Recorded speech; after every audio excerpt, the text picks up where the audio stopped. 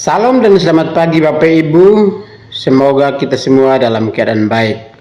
Renungan singkat kita pada pagi hari ini saya ambil dari Mazmur pasal 73. Mazmur pasal 73 ini ketika kita berdiam diri dan merenungkannya di hadapan Tuhan, maka kita akan mendapatkan makanan rohani yang sangat luar biasa.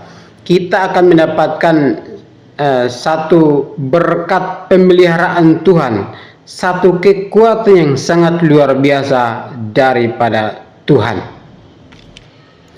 Bagian ini adalah sebuah mazmur daripada seorang bernama Asaf. Asaf mengatakan di ayat yang pertama dikatakan begini: sesungguhnya Allah itu baik bagi mereka yang tulus hatinya, bagi mereka yang bersih hatinya.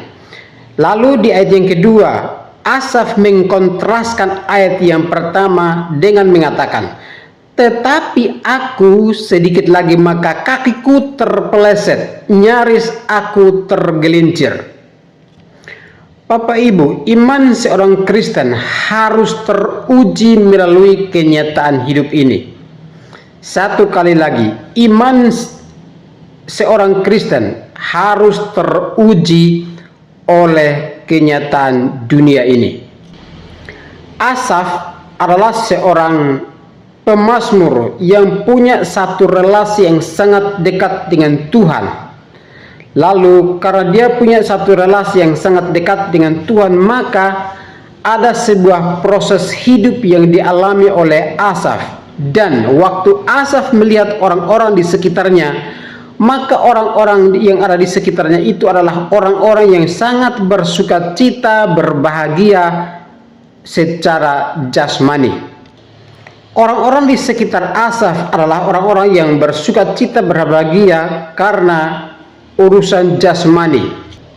Dan mereka selalu melihat akan apa yang mereka punya. Mereka selalu melihat akan keberhasilan mereka dalam tanda petik berhasil secara dunia. Dan sebenarnya orang-orang dunia ini adalah orang-orang yang melupakan Tuhan, orang-orang yang melupakan Tuhan. Bahkan mereka berpikir bahwa Tuhan itu tidak ada.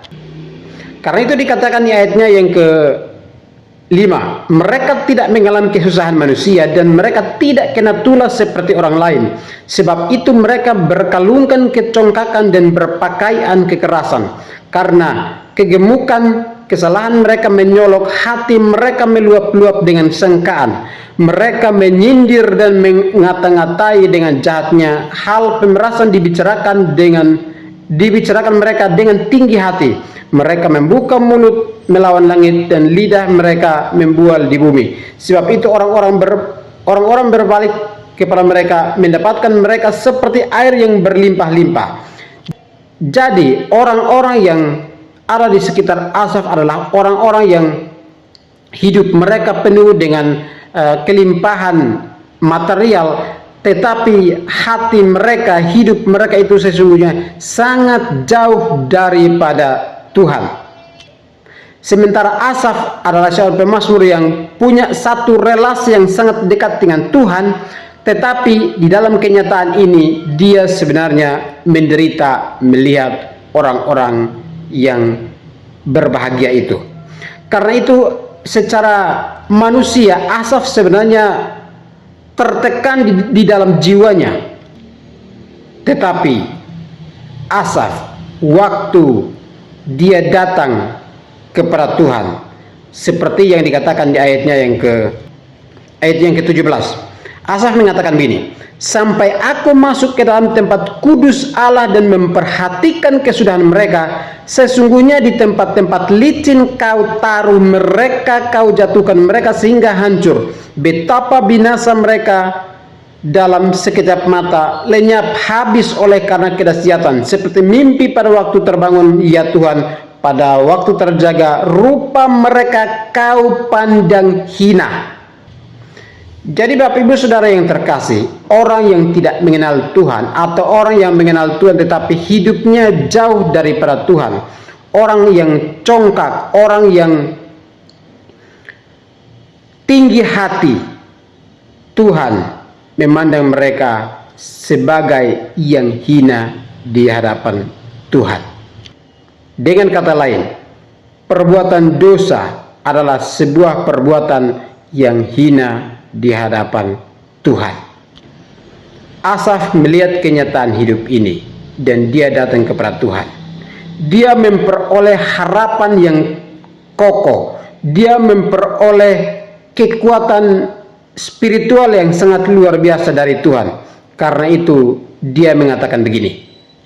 Di ayat yang ke-23 Asaf mengatakan, "Tetapi aku tetap di dekatmu, engkau memegang tangan kananku, dengan nasihatmu engkau menuntun aku, dan kemudian engkau mengangkat aku ke dalam kemuliaan. Siapa gerangan ada padaku di sorga selain engkau tidak ada yang kuingini di bumi."